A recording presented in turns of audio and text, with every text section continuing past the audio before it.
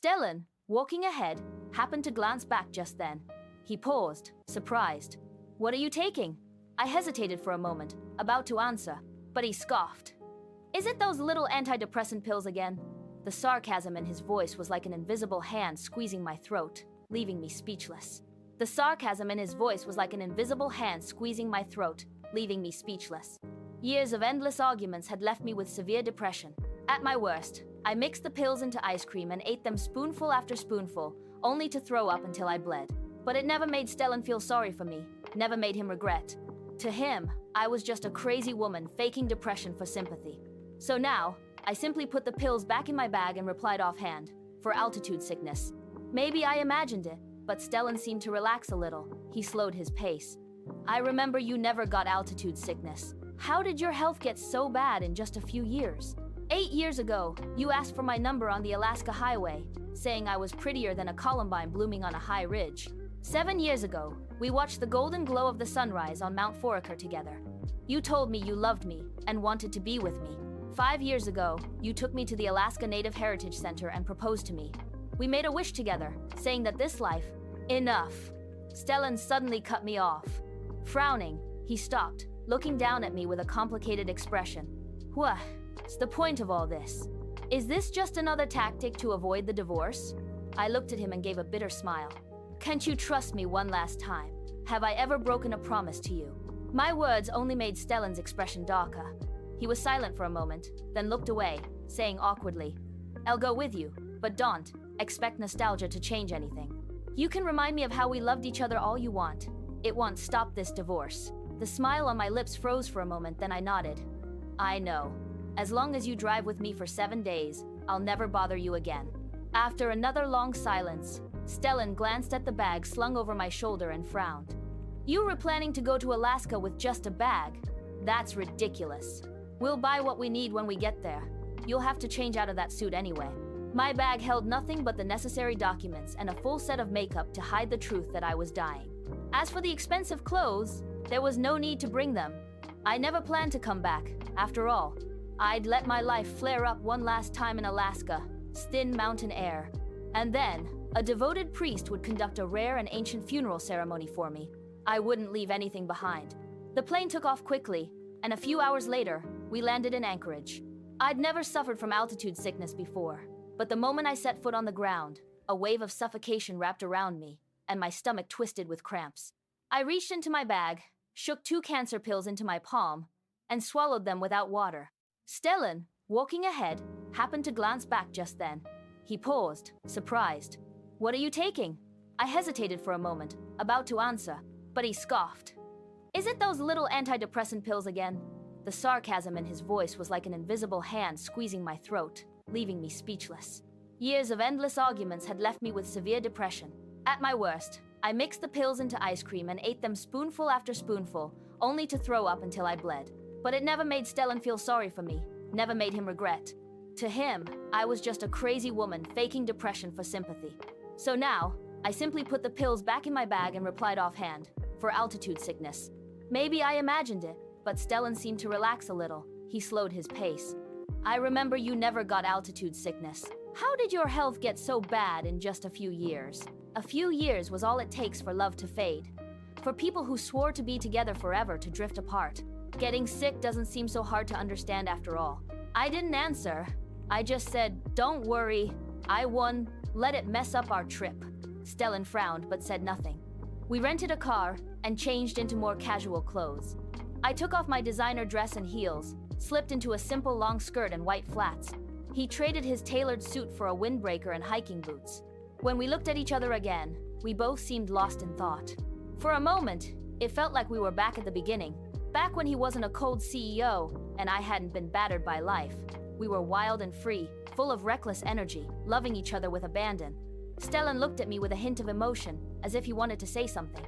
A flicker of hope rose in my heart. But then he said, "That skirt looks nice on you. Maybe get one for Valentina too." It was like a bucket of ice water poured over my head, chilling me to the bone.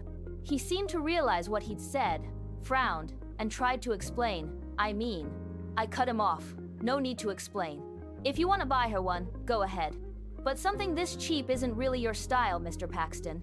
I didn't want to hear his explanation, just more reminders of how special Valentina was to him. My tone was sharp, and Stellan's face darkened immediately. So I misspoke. And you start up again? I'm here with you. Isn't that enough? Can you stop making a scene? His barrage of questions left me speechless. The curious looks from people around us felt like invisible slaps across my face.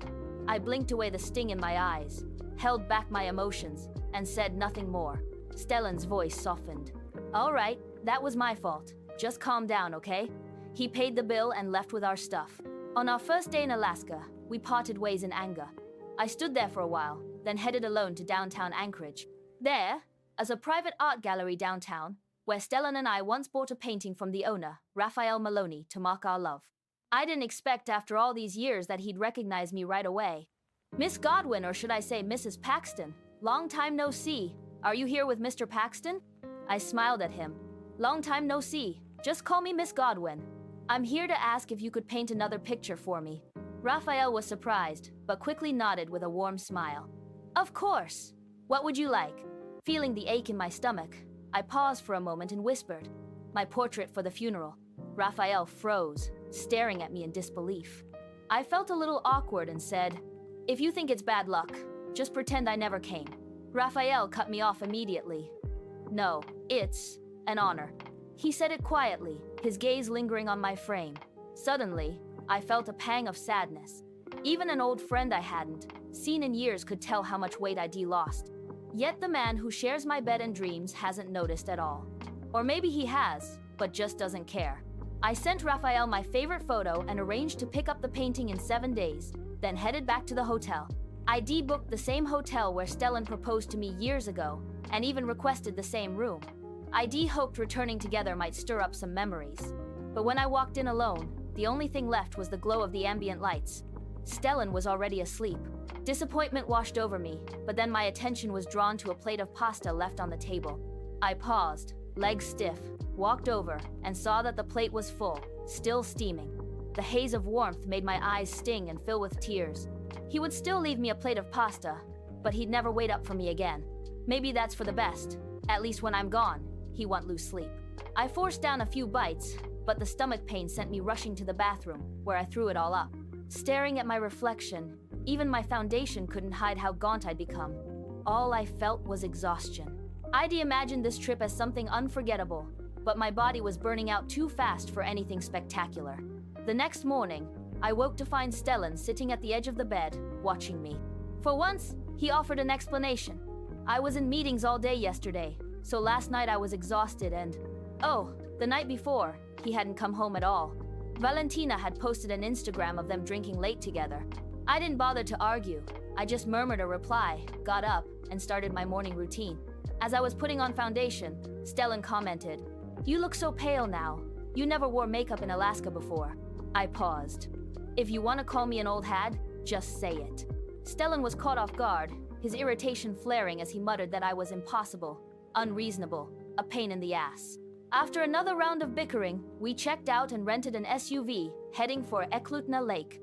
It's one of Anchorage's most iconic lakes. 8 years ago, after we exchanged numbers on the Alaska Highway, we bumped into each other again at Eklutna Lake. That day, the wind was fierce, and the lake sparkled. I was busy snapping photos with friends, and he handed me a thick shawl. Looking back, maybe it was that shawl that warmed me to my core. We parked by the lake, and as I was about to get out, Stellan's phone rang. He snatched it up quickly, but I still caught a glimpse of Valentina on the screen. I need to take this. His last word was drowned out by the sound of me slamming the car door. I got out, feeling his eyes on me, but I just pulled the shawl tighter and walked alone toward the water. The wind was even stronger than it was years ago, but sunlight washed the lake in brilliant blue. Standing at the shore, I felt none of the excitement or awe I once did, just a sense of peace.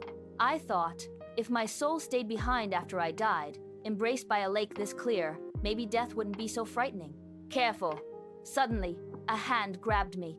I turned to see 2 young women, concern etched on their faces. "Miss, I saw you almost walk into the lake. Are you okay?" Only then did I realize I was about to step into the water. My heart skipped, but I was touched and I shook my head. "I'm fine, thank you."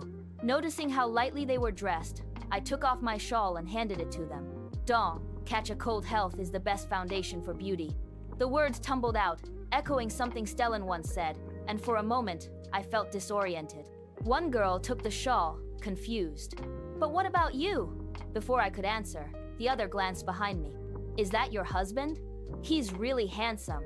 I turned and saw Stellan walking toward me, holding a jacket.